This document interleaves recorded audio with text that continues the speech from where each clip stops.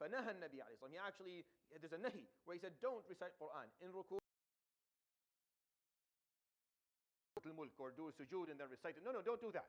No, only in qiyam. Why? Because this is the right posture for it. You stand up, your head is held high.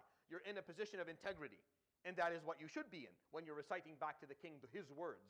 Right? This is a moment of pride for Allah subhanahu wa ta'ala, in terms of you as a servant reciting back. So you don't do this in a position of humility or humbleness or lack of, no, you do this in a position where you have your integrity, where your head is held high, and you recite back to him his book subhanahu wa ta'ala, which is why this is so valuable, because it's his words.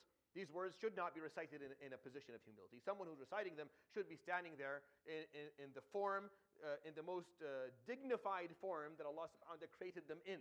Not in the form where they're lacking dignity. Because when we perform sujood, this is not a dignified form. Right? Your face is on the floor. How is this? We perform the sujood. It's very spiritual sujood. You put your face on the ground. No one deserves that except him. That's the whole point of understanding Tawheed. No one deserves this except Allah. No one else except Allah. Absolutely no one should get this from you except Allah. That's why it's so valuable. It's a big deal. But qiyam, you stand in front of many people and many things and for many causes. But this one is because you are now reciting to him his book.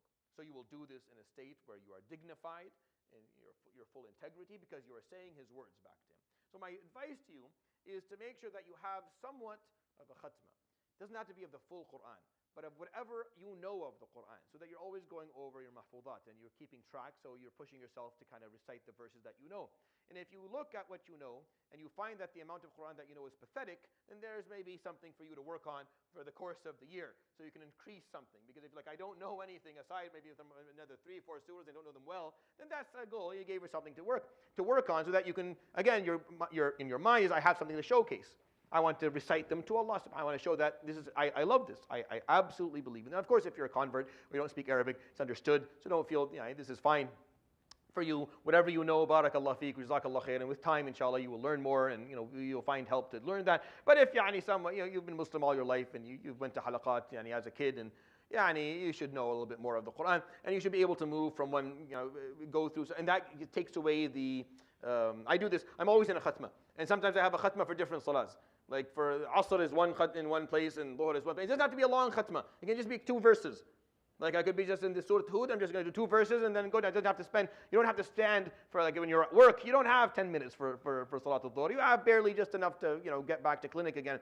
But when you recite something that's not Al-Kawthar and Qul Allahu Ahad or Al-Ikhlas or An-Nas, then you're forced to think. You're engaged in this activity that you're performing, because you have to remember, okay, where was I last Salah, or what surah was I in, so you can build on on that and add the next 2 ayat. And sometimes you're like, I'm not remember to go back and look. So this is all helping you. It's preparing you mentally and putting you in a mindset where I'm speaking to Allah subhanahu wa ta'ala. But remember that this first piece where you're standing, this is your opportunity. If you care and if you have things that you want, our Shaykh used to say, alakum hajat ilallah, like you have things that you want from him. Nothing? Khalas, then, yeah. But if you are people who have hajat, meaning you have needs and you have things you want from Allah subhanahu wa ta'ala, then you must respect this first piece, because it's the opportunity for you to recite to him, to read to him, to showcase your commitment and your love and your understanding of things. Right? So to take that opportunity and do it. And the longer, that's why the Prophet ﷺ, when you take his hadith that talk about his prayer, it's always the part of the story that's least believable by most human beings. As in, most people struggle with believing the story and they question it because it's impossible. No, it's not impossible. Not if you understand why salah, what salah is and what it's based on, it's not impossible at all. The Prophet ﷺ, of course he is at a different level altogether, but he would stand there for half an hour or an hour praying, reading, because he knew he wanted to ask Allah subhanahu wa ta'ala for something. It was like a big build-up. The longer I stand in salah, in recitation to him, the more I can ask for in sujood, comfortably knowing that a salah where the qiyam is like 5 seconds and the sujood is 10 minutes, there's an imbalance here. There's an imbalance, right? So you have to balance it out. You have to make sure. So when Ibn Mas'ud, for example, came and prayed behind the Prophet ﷺ, and that night, and he did Baqarah, and then he did Nisa, and they did Ali Imran, until Ibn Mas'ud said, I had a bad intention. I was going to leave the Prophet ﷺ, go home, because he was going on for, he read 5 juzu, In 5 juz', have you ever tried to read 5 juz'? Read 5 juz' and tell me how long that takes. Right? If you are I'm pretty quick. It'll take me an hour and a half. And I can read quickly. I'm sure the Prophet ﷺ was not interested in reading quickly. He was reading slowly and clearly, and that's what Ibn Mas'ud said, by the way, that he could hear every letter.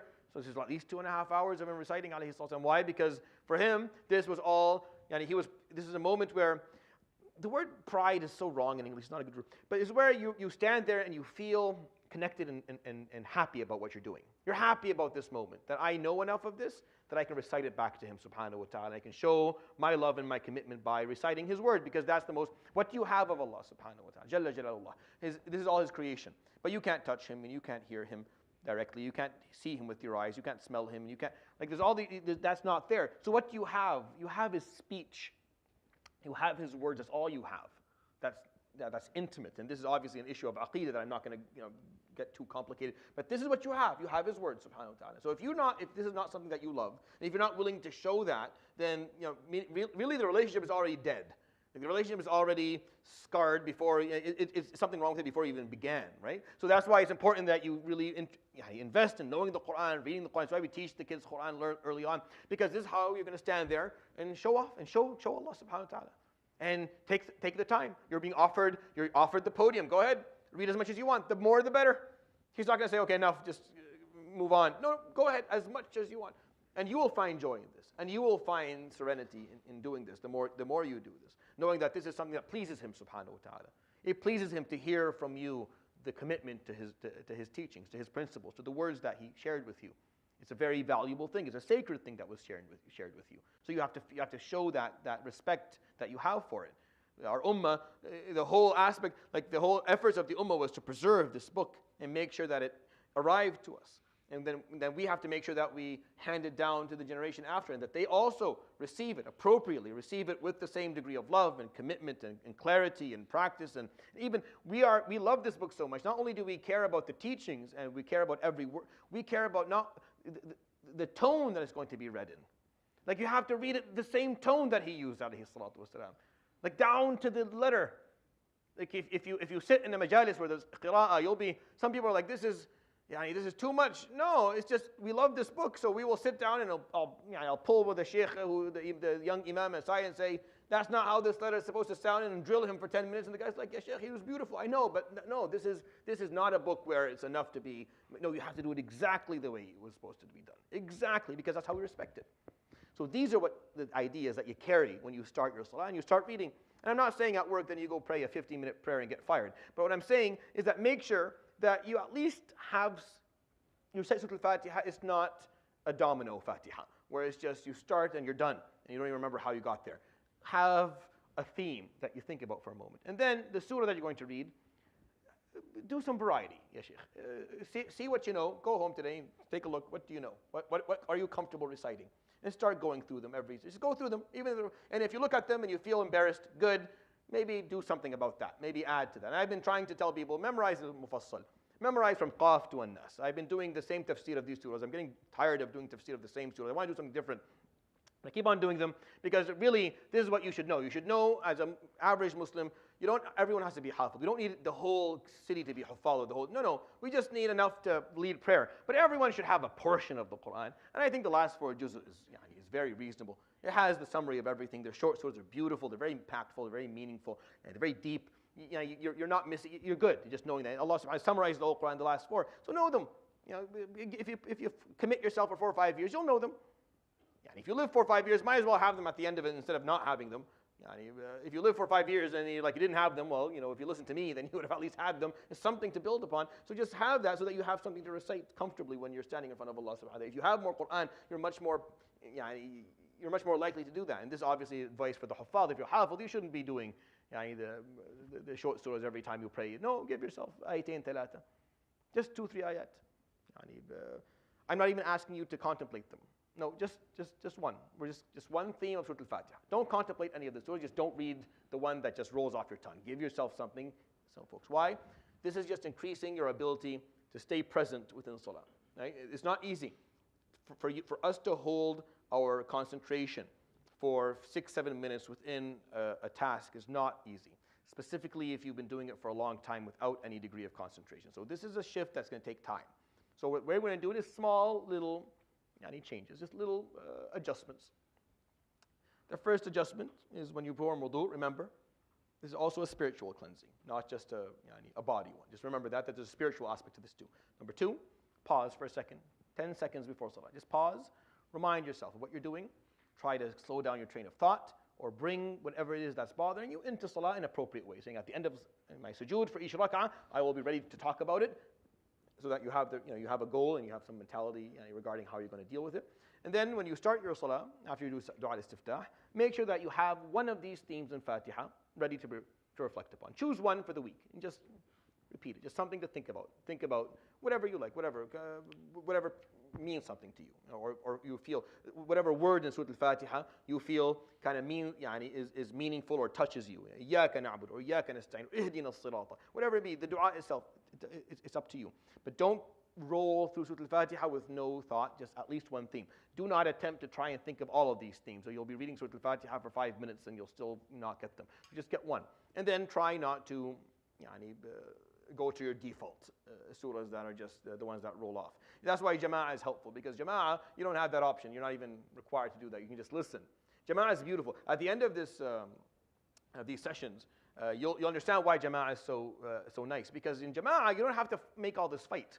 In jama'ah, you can just stand there. I don't have to worry about timing things and making it long. The imam has to carry all of it. If he decides to make it a short prayer, he has to carry it in front of God. It's not my problem. Again, I still get the full ajr for it. I don't have to worry about anything. And I don't have to actually read Surah Al-Fatiha. I can just listen and think about this as I listen to it. And then he'll choose the surah, so I'm not accountable, and I can think about that too. So it's like a big burden has been lifted off me. I can just stand behind and I can let someone else carry all of this responsibility, and I can just enjoy the movements. I don't have to worry about the number or the timing or any of that stuff, and he carries it, which is why Salat Jama'ah is so enjoyable for the ma'moom, in my opinion, for the person praying behind, if you understand what you're doing. If you don't, then you have the imam on a very tight schedule, right? Then you have the imam on a very tight schedule. You need him to be, and I remember this. This is a problem everywhere. Like I remember when I first came here, and I think I prayed once, imam, and there was like maybe 5 different people who had a problem with how long this took and how long. And the differences between what I did and maybe what they were doing, maybe 4 or 5 seconds per movement or something very simple, right? But that when salah is absolutely unbearable, any change is going to be difficult. Any small change. I remember in a village, when we had a new sheikh, one of my shuyukh came, Sheikh Abul Qasim, hafidhahullah, he came to the di'ah, and mashallah, he's someone who he was very knowledgeable, and I learned a lot from him. And the first time he prayed jama'ah, I swear to you, I think the whole masjid was yelling. Because they're all old men, and old men in that part of the world have no filters at all. Somehow it falls off after 65, and no one can put it back on them again. So they just start yelling at this poor imam. Why? Because honestly, it was just maybe he recited wallahi, all he did was recite Surah Al-Shams in the first rak'ah and Layl in the second rak'ah. Wallahi. And they're like, no, that's too much. You have to divide Surah Al-Shams into 2. Right? So he did. You have to start with people from where they are. But the issue is that if you don't have this concept, then anything is going to become difficult, because you're not enjoying it, you don't have the understanding of it, you don't know why you're doing it. So you just need it to be as short and as swift as possible, because you it's unbearable for you. And we want to change that. You don't want to have that. That's not how you want to live the rest of your life. You don't want to be praying that way for the rest of your life. So make these small adjustments, small changes in the way you look. For the next week, just in addition to the pause, and if you're not haven't done the pause, please do that. The problem with these lectures is that if you don't do any of this stuff, by the end of it, I give the 8th piece of advice, you cannot do them all at once. You have to do them slowly. You have to offer them slowly. So pause, and then just offer one concept of contemplation, Surah Al-Fatiha, just one theme, and a surah that maybe is not the first one that rolls off your tongue. And we'll talk, inshallah, about the second piece of advice, inshallah, our third piece of advice next week. Subhanakallah bihamdik, la ilaha illa anta, astaghfiruka wa atubu ilayk. Wa sallallahu wa sallam wa barak ala nabiyyina Muhammad wa ala alihi wa sahbihi ajma'in. Jazakumullah khair.